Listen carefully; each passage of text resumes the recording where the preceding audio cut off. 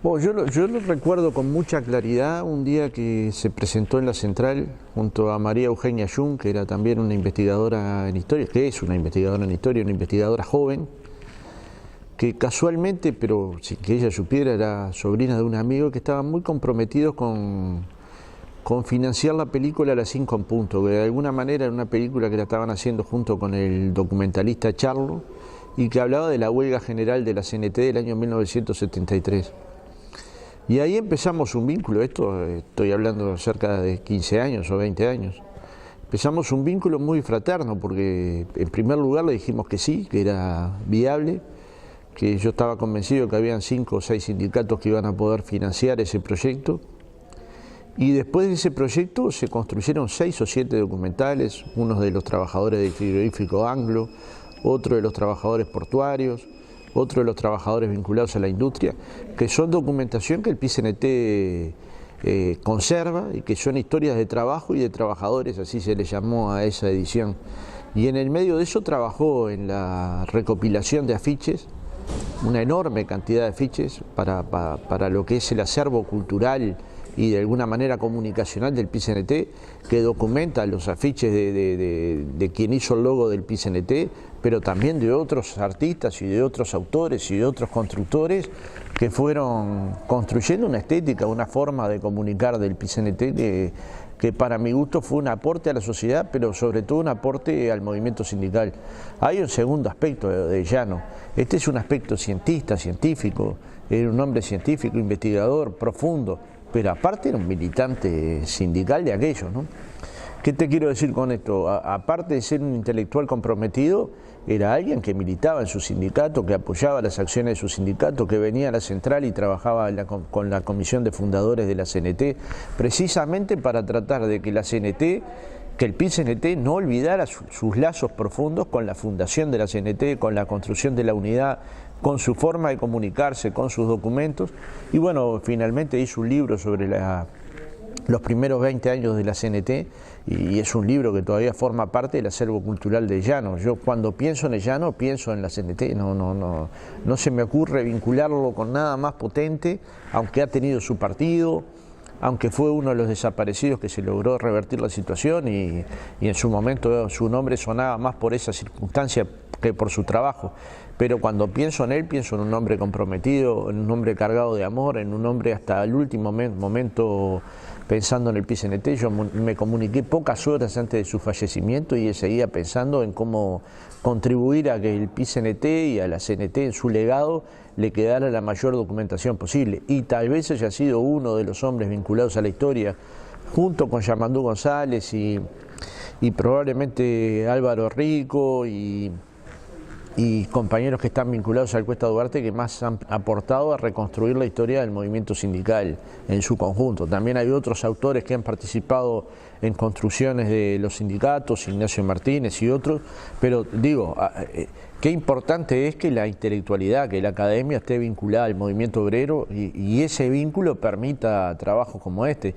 Se hizo una muestra itinerante de afiches de la década del 60 y del 70 que anduvo por todo el país e incluso estuvo acá en el local de la Central durante mucho tiempo. Ahora está en la fase de reconstrucción porque algunos marcos se habían dañado, pero para mostrar no solo una estética, una forma de concebir la unidad, la lucha, la solidaridad, es muy importante. De hecho, en la puerta de mi despacho hay un afiche de la década de los 70, cuando nuestros compañeros estaban exiliados, convocando un acto en solidaridad para recoger fondos precisamente para los presos políticos, y donde cantaban Joan Manuel Serrat, los olimareños, Biglietti, es decir, el Zabalero, es decir, nuestros compañeros habían logrado construir un vínculo con la cultura nacional y con la academia que era formidable, y ese vínculo nosotros lo logramos coordinar.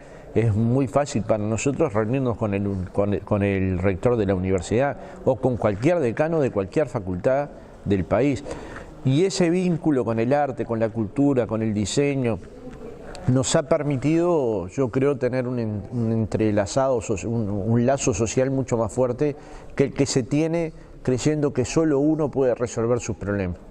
Y la verdad que ninguna persona se salva sola, ni ninguna organización se salva sola.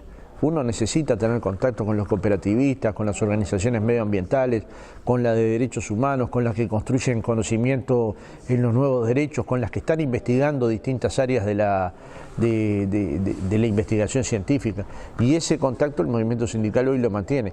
Pero es en cierta medida una ventaja de esta dirección, pero que la adoptó de una dirección que se conformó en los años 60. Pensemos que el Congreso del Pueblo se construyó a partir de juntar 700 organizaciones, entre ellas muchas organizaciones vinculadas a la cultura, al teatro, a la academia.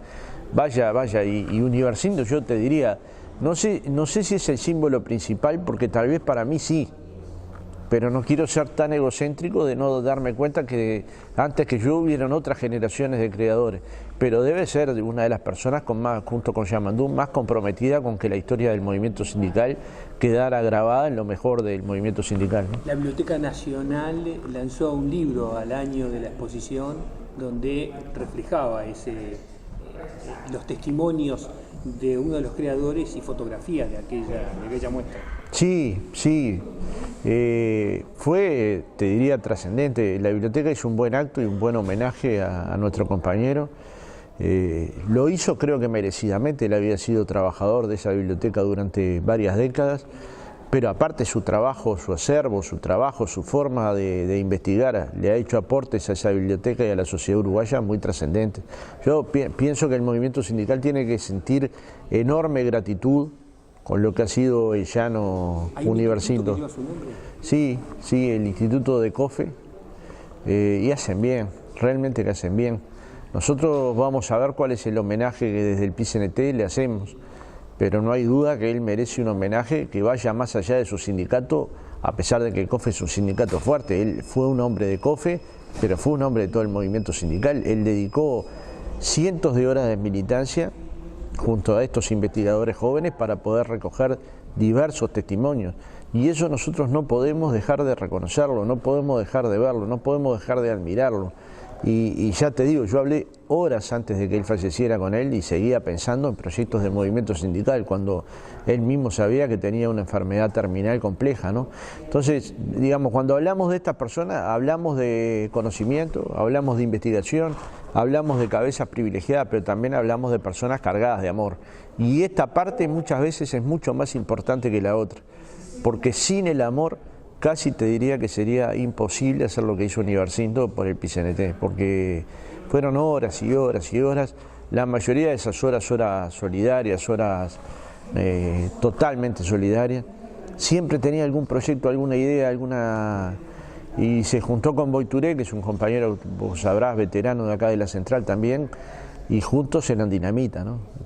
Es un mundo de proyectos. Si yo te pudiera contar todo, no me puedo acordar ni siquiera, pero era una muestra en el Museo de Artes Visuales con los principales cuadros que se habían hecho sobre trabajo y trabajadores, era después otra muestra sobre los documentos de la Central Sindical, era después los afiches y digamos lo que los muros hablaban en la ciudad, lo que los muros nos dicen en las ciudades, el lenguaje de los muros, que en cierta medida este regalo que vos me hiciste también refleja el lenguaje de los muros de un momento de la Argentina.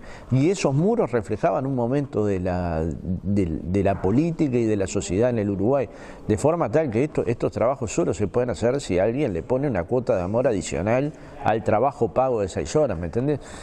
Y bueno, ese reconocimiento yo creo que el movimiento sindical se lo debe hacer, ya ha hecho varios, ya lo ha nombrado en varios actos, pero creo que merece más. Es de las personas que junto con otras organizaciones como CIEDUR, que en el principio de la dictadura y durante la dictadura asesoraron al movimiento sindical, merecen mayores reconocimientos porque fueron demasiado importantes para el PCNT como para dejarlos para nombrar alguna vez que alguien se acuerda en alguna oratoria. Me parece que en algún momento hay que poner un espacio dentro del movimiento sindical. De hecho, se está construyendo un local acá al lado del local donde estamos.